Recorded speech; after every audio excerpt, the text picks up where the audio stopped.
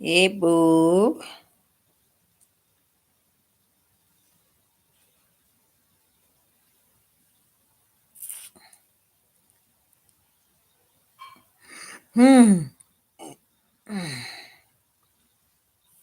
All right.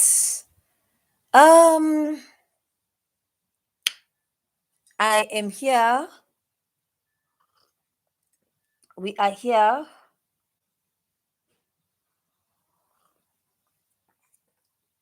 I am live.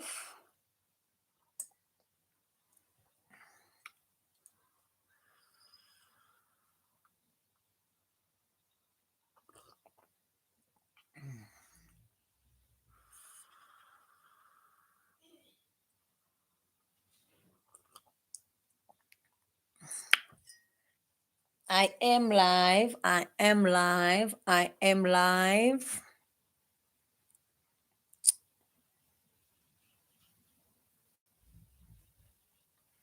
Anyway, beautiful souls.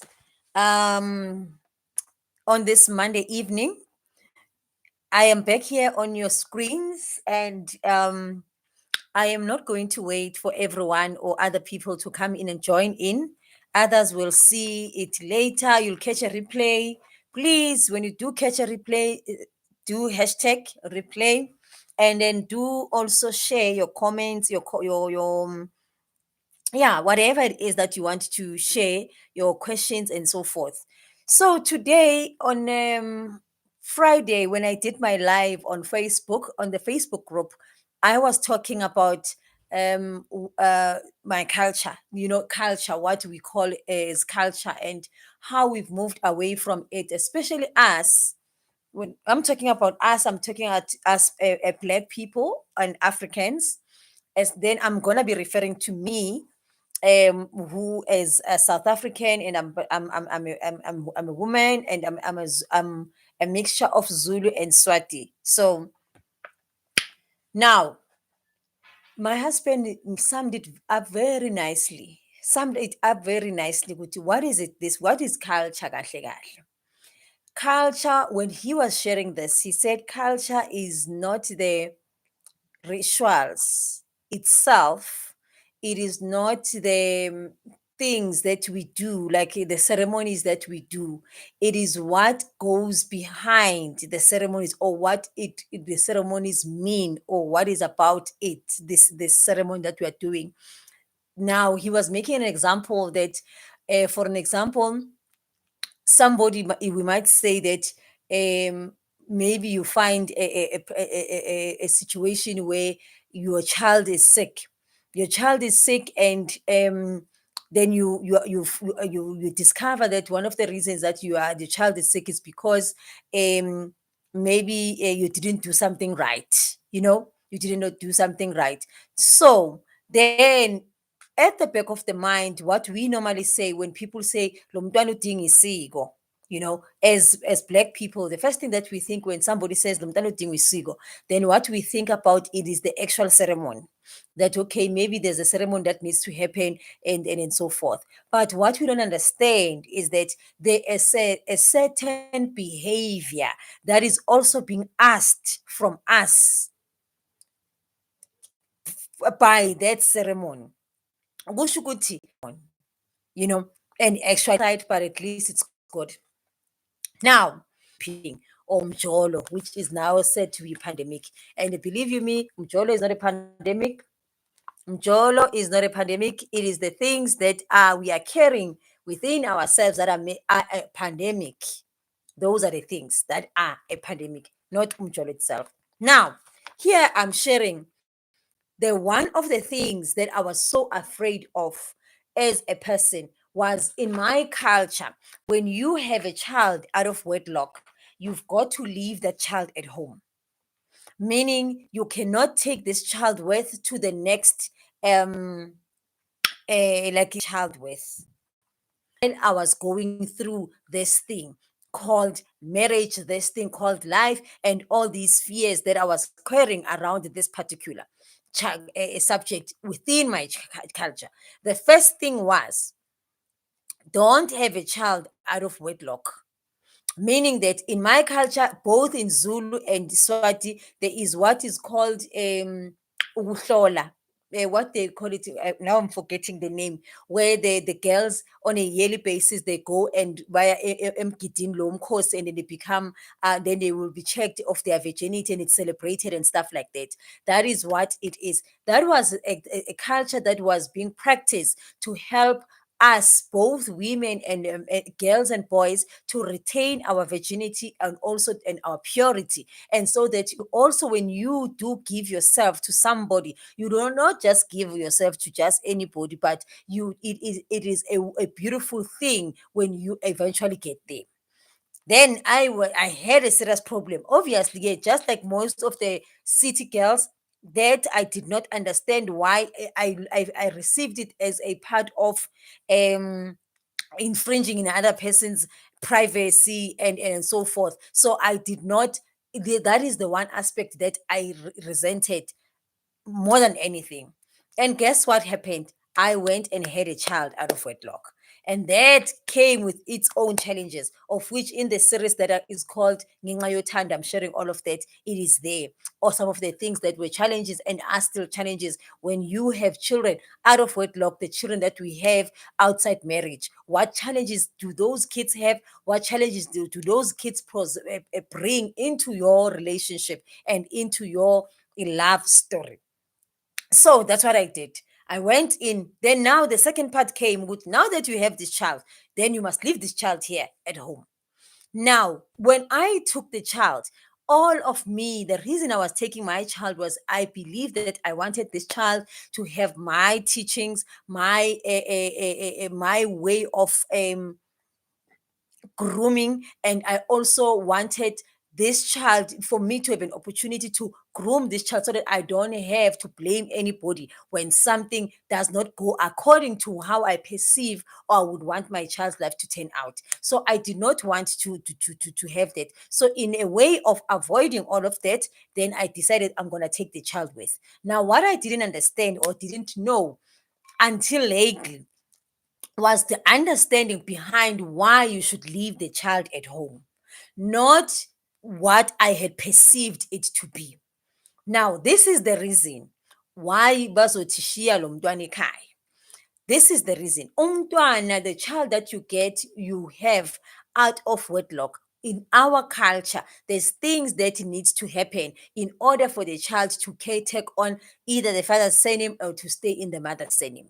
Now, when we, because it is such a powerful thing, into yesibongo, when it comes to us as AmaZulu, as AmaSwazi, and it's a very important thing. You do not just take on any surname. And I thought it was this thing, it was only about us, until I was in a session with this other lady who was white, who actually told me that my names are not gelling together, meaning there's work that needs to be done there. So we needed to do some healing work around my names, which were my surnames in this particular case. So that's when I realized that no, it is not because these people or these things were taught, or they say these things because they didn't understand. There is so much power behind the name that you decide to take and carry when you come to on this earth. There is a greater power that is linked to what your purpose is. So now this child that you get at home, that you have out of wedlock, if their family doesn't do what is necessary, which is in my culture, does not pay the damages, because when you get pregnant or impregnate a girl without having a formal, it's like you didn't have to get a permission from their family, which is their fight. Kufana nokuthi ungene isibaya, ungene esibayeni unga-invitwanga. So you are seen as a thief, somebody who came to steal. So now, because you came and ufohlile, that's what is called in isiZulu, ufohle isibaya senye indoda as a man, then there was what is called i-damage, ukusho ukuthi uyahlawuliswa. Uyahlawuliswa ukuthi ufohle isibaya sale ndoda. Why uhlawuliswa? It's because this girl manje, now that usowungenile wena, and if it were to happen ukuthi awusamshadi, kunenkomo there, which is because thina when we get married, there is the number of cows that you pay, and including there's each and every cow represents something. So there's a cow that is no longer going to be asked for as a bride's price. That's why ke kufanele ukuthi uqale ukuhlawuliswe ukuthi ke ufohlele sibaya. Now, there's two different ways. Everyone does it differently. So that is why it's important for you to even understand what in your own culture, how is it done? Fine. Once that is done, there's the second part, meaning with this child, because it is my child, and this person who impregnated me, it's like they came as a thief, they came to steal. So they have not been given permission. So they cannot just, this child of mine cannot just take their surname. So they've got to do certain things before they can take the surname. Otherwise, it causes conflict in the spirit, because now this child uwembethwa what is called, what we call ukuthi inkulumo, uwembethwa umbango, which meaning there's spirits that will fight over this child, because now there's certain things were not done properly. So that is why now when I learned that, guys, as I'm saying, I did not learn that through my people and understanding that. No. I learned that when I was doing my own other healing with this lady, with this white lady, when she was picking up these things, and then she was telling me all these things and why it's important for me to have this name and this correct name. And I was like, but it just cannot be possible. How come? Some of us, somebody like me, I have thought this is a backward way of living and of having things in, whereas it's such an important and an integral part of one's life. So that is what I had to learn. I had to learn okokuqala nje ukuthi this culture, it has a reason behind it. And the reason was that so that there mustn't be these conflicting, there mustn't be conflict over him or her in the spirit. So that's why they must stay here and become, because now the people, the father did not do right by my family, so now they must stay with me and they take my surname. And then when that is the case, I also he needs to be properly, she or he needs to be properly introduced to my family people to say, yay, look after this child, this is one of yours.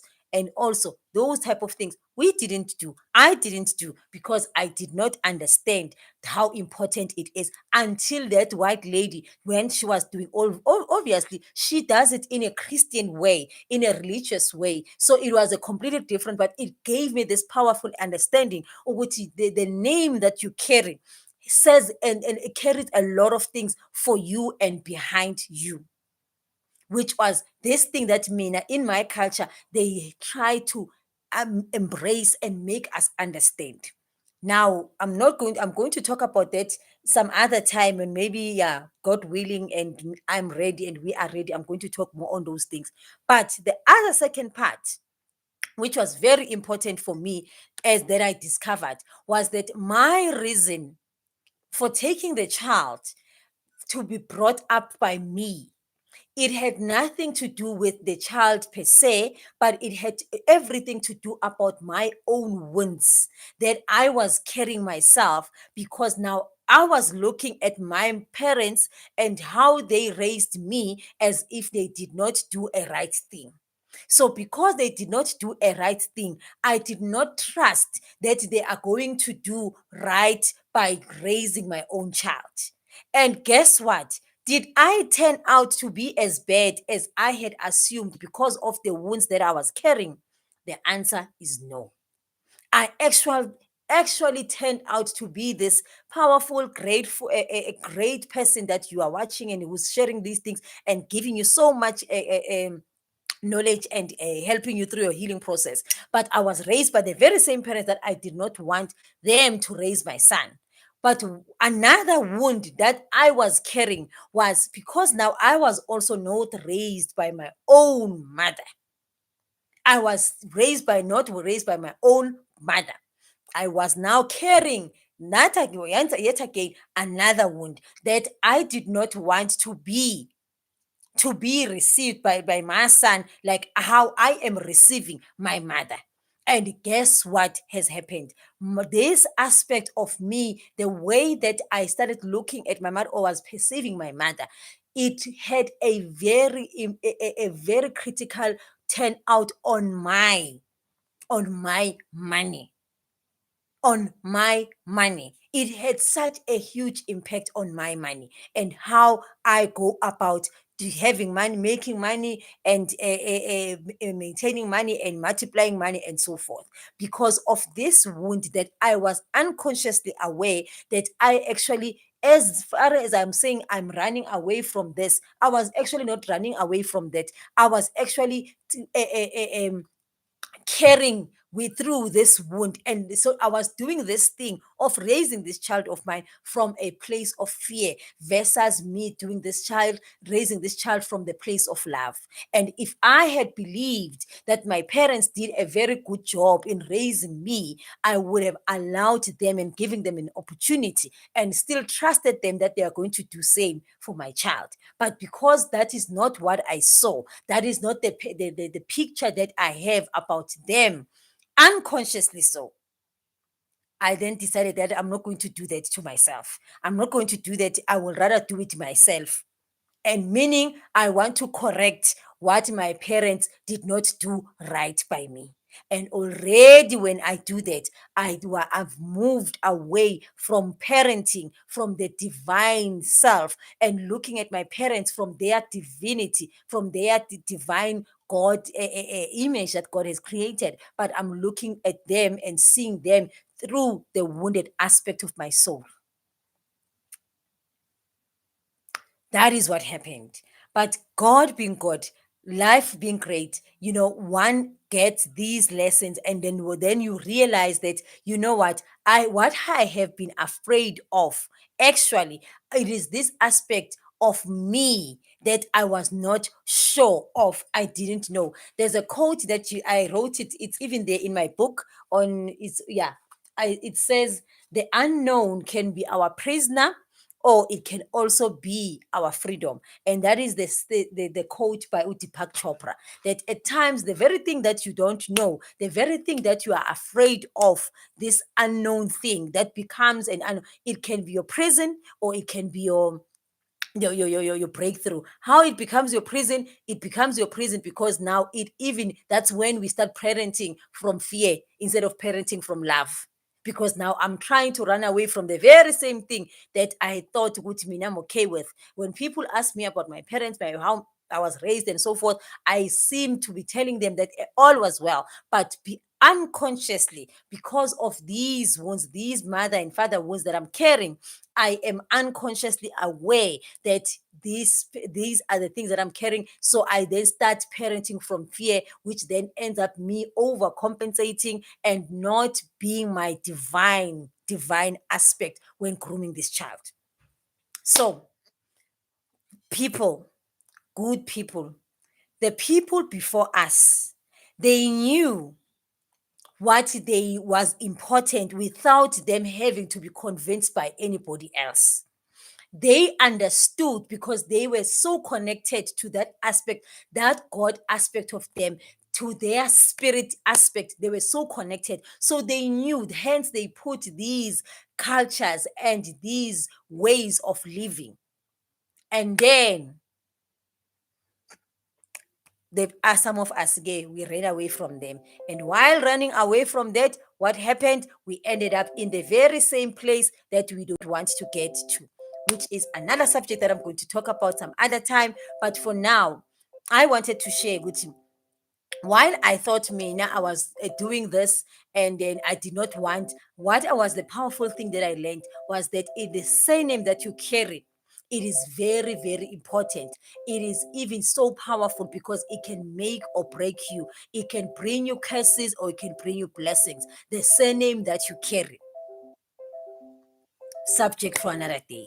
But that is it from me to you today. Should you want to, for us to carry on and discuss on this further, feel free to join me. Send me a DM, send me a WhatsApp, send me an email. Let's converse. Put it here. What is your understanding? What is it that, most importantly, I would love to know? What is it about you and your culture, the ways of living of your people, that you've actually maybe you also were rejecting, and they turn out to bring you such powerful lessons for yourself? And then what are you planning to do going forward, so that you start embracing that? Like with me, we've started all in these journeys. I have been sharing all these things with my kids and my family and stuff, like, hence I'm also sharing it with you, my listeners, my viewers, and my clients.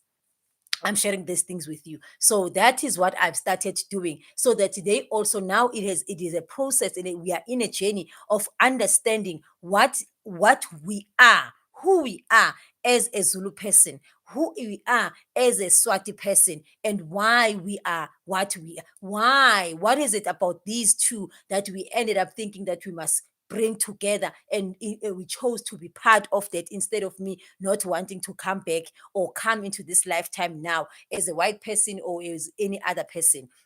To my shock, I thought this thing is only important for us, or it was something that was made to be important for only black people. But it was a shocker to my system when I learned that it is such a powerful thing also to all the other for everybody, because there is a meaning and a reason and things that you carry behind the surname and the name that you take on, especially that the ones that you received when you were born. So that is all that I wanted to share for today. Other than that, from me to you today, I want these videos to be 25, 15 minutes, but I see we almost 25 minutes long. But other than that, thank you so much. I see you, Kopano. Thank you, guys. Remember to send a DM. Remember to send me a message. Remember, engage. If it's something that what I'm talking about, it's something that doesn't matter, and so please share so that we also get to learn. We also get to learn something new, something different, and whatsoever. Thank you so much. Much love. Bye